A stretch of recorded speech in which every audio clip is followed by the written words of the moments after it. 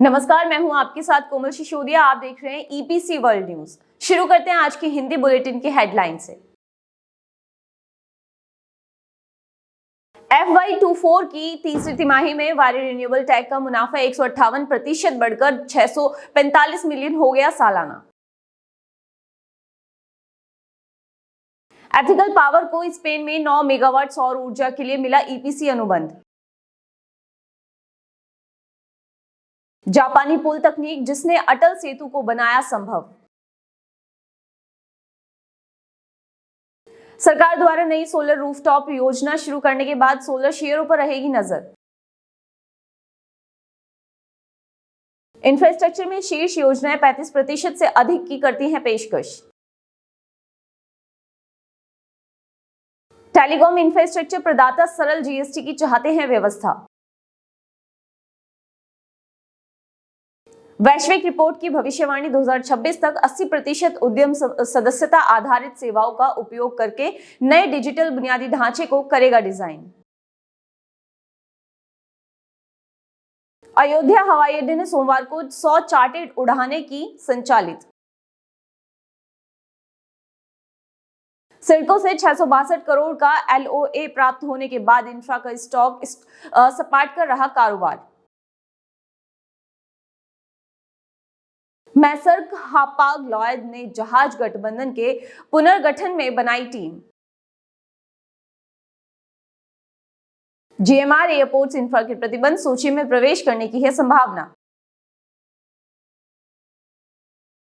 एलेगॉन engineering को आर्सलर Mittal Nippon steel से 82 करोड़ रुपए का मिला प्रोजेक्ट। इंफ्रा और सुपर स्टॉक स्पाइक में बहु अरब डॉलर के निवेश को देगा बढ़ावा। हिलव्यू इंफ्रा बिल के साथ विलय के बाद सालासर टेक्नो धन जुटाने पर करेगा विचार। शुरू करते हैं खबरें विस्तार से। वारी समूह की सौर इंजीनियरिंग खरीद और निर्माण ईपीसी शाखा वारी रिन्यूएबल टेक्नोलॉजीज ने वित्तीय वर्ष FY 2024 की तीसरी तिमाही Q3 में 644.6 मिलियन का शुद्ध लाभ कमाया।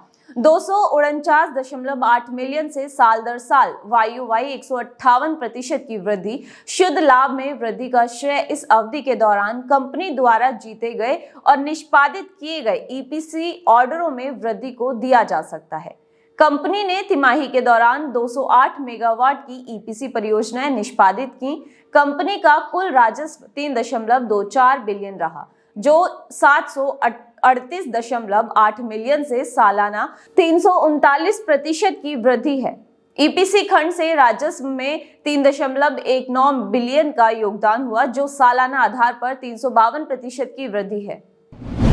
यूके के सौर और भंडारण विशेषज्ञ एथिकल पावर ने दक्षिणी स्पेन में कुल 9 मेगावाट की सौर परियोजनाओं को एक जोड़ी के लिए इंजीनियरिंग खरीद और निर्माण ईपीसी सेवाएं प्रदान करने का अनुबंध हासिल किया है। ये अनुबंध फिनिश नवीकरणीय निवेशक कॉर्किया द्वारा प्रदान किया गया था, जिसने अक्टूबर 2023 में यूके डेवलपर हाइव एनर्जी से रेडी टू बिल्ड चरण में परियोजनाओं का अधिग्रहण किया था। एथिकल पावर ने कहा कि इसे अपने सौर फार्म निर्माण विशेषज्ञता के आधार पर पसंदीदा ठेकेदार के रूप में चुना गया था।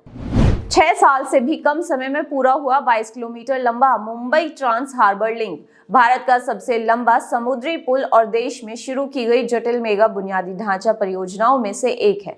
उन्नत जापानी निर्माण तकनीक को शामिल किया गया। जापान इंटरनेशनल कॉर्पोरेशन एजेंसी या JICA इस परियोजना की प्रमुख फाइनेंसर रही है, जिसने ऑर्थोट्रोपिक स्टील डेक यानी OSD तकनीक को शामिल किया, जिससे परियोजना को तुलनात्मक रूप से तेजी से पूरा किया जा सके। हमने पुल के डिजाइन के संदर्भ में भी काफी महत्वपूर्ण प्रस्ताव रखे हैं। भारत सरकार का मूल विचार सरल PC यानी प्रीस्ट्रेस्ड कंक्रीट गर्डर पुलों के माध्यम से निर्माण करना था। JICA ने अधिक उन्नत जापानी गर्डर तकनीक का प्रस्ताव दिया है, जो मजबूत, पर्याप्त लचीली, वजन के मामले में हल्की, स्पेन लंबी है और आप खंभों की संख्या कम कर सकते हैं और निर्माण समय को कम कर सकते हैं।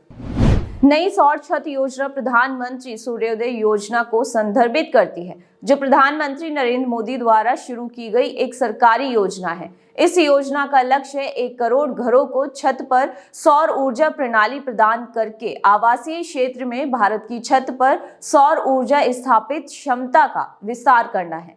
मार्च 2026 तक छत पर सौर ऊर्जा स्थापित क्षमता को 40 गीगावाट तक बढ़ाने का लक्ष्य है।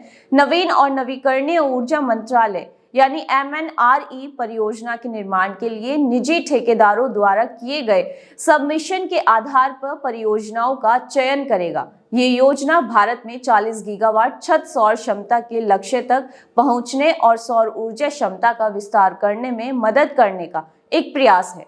नई योजना की घोषणा के बाद सौर और संबंधित उपकरणों से जुड़े अधिकांश शेयर अब तक के उच्चतम स्तर पर पहुंच गए हैं।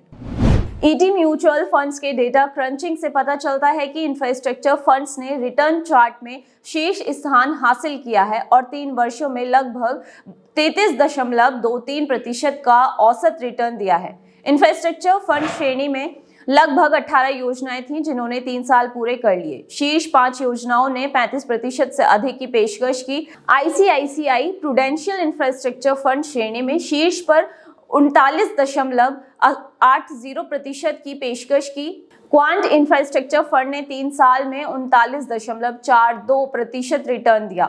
टॉरस इंफ्रास्ट्रक्चर फंड प्रबंधित परिसंपत्तियों के आधार पर श्रेणी की सबसे छोटी योजना ने 3 वर्षों में लगभग 26.08% का सबसे कम रिटर्न दिया है। ये योजना लगभग 7.66 करोड़ की संपत्ति का प्रबंधन करती है।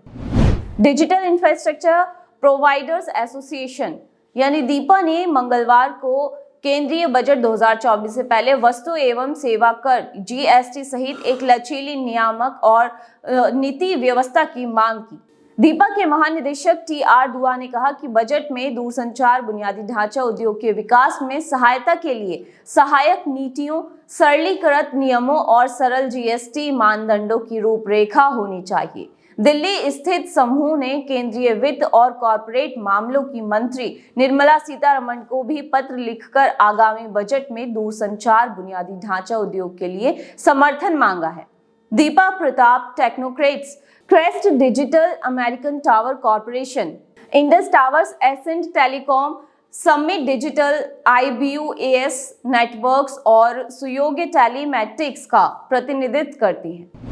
GXI 2024 भविष्यवाणी करता है कि AI, 5G और एज कंप्यूटिंग जैसा डेटा सघन प्रौद्योगिकियों की बढ़ती मांगों को पूरा करने के लिए IT निर्णय निर्माता सर्वर, राउटर और जैसे भौतिक उपकरणों की दीर्घकालिक खरीद से दूर जा रहा है। लचीले सदस्यता आधारित मॉडल के पक्ष में भंडारण सरणियां यानी कैपेक्स से ओपेक्स में ये बदलाव मल्टी क्लाउड अपनाने के साथ शुरू हुआ, लेकिन अब सभी बुनियादी ढांचे के लिए आदर्श बन गया है, जिससे उद्यमों को हर जगह अपने बुनियादी ढांचे को तैयार करने में अधिक चपलता मिलती है। साथ ही ये सुनिश्चित होता है कि उनके पास सबसे कुशल प्रौद्योगिकियों तक पहुंच है। अयोध्या हवाई अड्डे ने सोमवार को लगभग 100 चार्टर्ड उड़ानें संचालित की, क्योंकि कई लोग राम मंदिर के अभिषेक समारोह में शामिल होने के लिए शहर में आए थे। अभिषेक समारोह के लिए लगभग 8000 लोगों को आमंत्रित किया गया था। प्रधानमंत्री नरेंद्र मोदी की अगुवाई में सोमवार को अयोध्या मंदिर में नई रामलला की मूर्ति की प्राण प्रतिष्ठा की गई। बिजनेस एयरक्राफ्ट ऑपरेटर्स एसोसिएशन यानी BAO के अध्यक्ष कैप्टन RK बाली ने PTI को बताया कि सोमवार के लिए विभिन्न व्यक्तियों और संस्थाओं द्वारा अयोध्या के लिए 100 चार्टर्ड उड़ानें बुक की गई और उनमें से लगभग 50 बिजनेस जेट थे। इंजीनियरिंग, प्रोक्यूरमेंट और कंस्ट्रक्शन EPC और बिल्ड ऑपरेट ट्रांसफर यानी BOT आधार पर काम करने वाली अग्रणी इंफ्रास्ट्रक्चर कंपनियों में से एक के शेयरों में रुपए का वर्क ऑर्डर मिलने पर 2% का उछाल आया। City and industrial development corporation of Maharashtra limited यानी सिडको से 662 करोड़ दोपहर 1:15 बजे अशोका बिल्डकॉन लिमिटेड के शेयर रुपए पर कारोबार कर रहे थे। 163.70 जो पिछले दिन के बंद भाव से 1.14% अधिक है। 161.85 और इसका बाजार पूंजीकरण 4598 करोड़। अशोका बिल्डकॉन लिमिटेड को कंपनी द्वारा पहले लगाई गई बोली के संबंध में city and industrial development corporation of Maharashtra limited CIDCO से स्वीकृति पत्र एलओए प्राप्त हुआ है। शिपिंग दिग्गज एपी मोलर, मैसर्क एएस और हपाग लॉयड एजी अपने बेड़े के कुछ हिस्सों को मिलाने के लिए मिलकर काम कर रहे हैं, जिससे मौजूदा गठबंधन टूट जाएगा जो पिछले एक दशक से समुद्री कंटेनर बाजार पर हावी है। कंपनियों ने बुधवार को बयान में कहा कि दीर्घकालिक परिचालन सहयोग फरवरी 2025 में लगभग 290 जहाजों के बेड़े के साथ शुरू होगा। मैसर्क 60% और हपाग लॉयड शेष को तैनात करेगा। जहाज 3.4 मिलियन 20 फुट कंटेनर इकाइयों को ले जाने में सक्षम होंगे।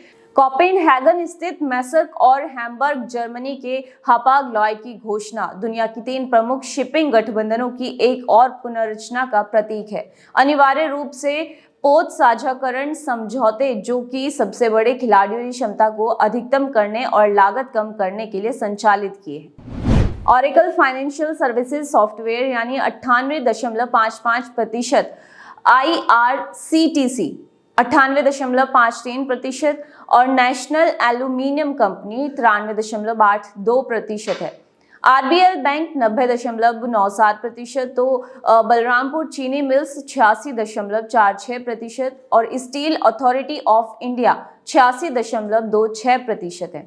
और Aditya Birla fashion and retail 80.01% को नेशनल स्टॉक एक्सचेंज की वायदा और विकल्प F&O प्रतिबंध सूची में रखा गया है। 23 जनवरी को व्यापार के लिए ये स्टॉक F&O सेक्टर में प्रतिबंधित है, क्योंकि ये बाजार व्यापी स्थिति सीमा MWPL के 95% से अधिक हो गया है। प्रतिबंध तभी वापस लिया जाता है जब ओपन इंटरेस्ट 80% से कम हो जाता है। एलेगॉन इंजीनियरिंग ने सोमवार को कहा कि उसे आर्सलर-मित्तल निप्पॉन स्टील इंडिया लिमिटेड से 82.78 करोड़ का ऑर्डर मिला है। इस अनुबंध में गुजरात के सूरत में आर्सलर-मित्तल निप्पॉन स्टील इंडिया के हजीरा प्लांट के लिए बेल्ट कन्वेयर, मैकेनिकल उपकरण और तकनीकी संरचना का निर्माण और आपूर्ति शामिल है। एलेगॉन इंजीनियरिंग ने एक नियामक फाइलिंग में कहा कि 82.78 करोड़ के ऑर्डर के अनुबंध मूल्य में जीएसटी शामिल नहीं है। एलेगॉन इंजीनियरिंग कंपनी लिमिटेड एशिया में औद्योगिक गियर और सामग्री प्रबंधन उपकरण की अग्रणी निर्माता है। अयोध्या में राम मंदिर के उद्घाटन ने दुनिया भर के हिंदू भक्तों की गहरी रुचि को आकर्षित किया है और इसके साथ ही पूरे भारत में व्यवसायों और निवेशकों के लिए एक बड़ा अवसर है। 85,000 करोड़ के बदलाव से प्राचीन पवित्र शहर को एक वैश्विक धार्मिक आकर्षण केंद्र में बदलने की उम्मीद है, जिससे आर्थिक सद्भावना आएगी। दशकों लंबे आंदोलन के बाद नवनिर्मित राम मंदिर उत्प्रेरक बन रहा है, जो लगभग 240 मिलियन लोगों वाले उत्तर प्रदेश राज्य को विश्व मंच पर ले जा सकता है, चाहे वो सरकार के नेतृत्व में बुनियादी ढांचे पर जोर हो, जो पवित्र शहर अयोध्या को आधुनिक आध्यात्मिक पर्यटन केंद्र में ढाल रहा हो, या कई प्रमुख कंपनियां जिन्होंने व्यावसायिक संभावनाओं को भांप लिया हो। उत्तरी उत्तर प्रदेश के शहर के लिए समय बदल रहा है। EPC company Salasar techno engineering limited यानी STEL ने एक्सचेंजों को सूचित किया है कि उसका निदेशक मंडल व्यापार वृद्धि में तेजी लाने और कंपनी के वित्तीय संसाधनों को बढ़ाने के लिए धन जुटाने के प्रस्ताव पर विचार करेगा।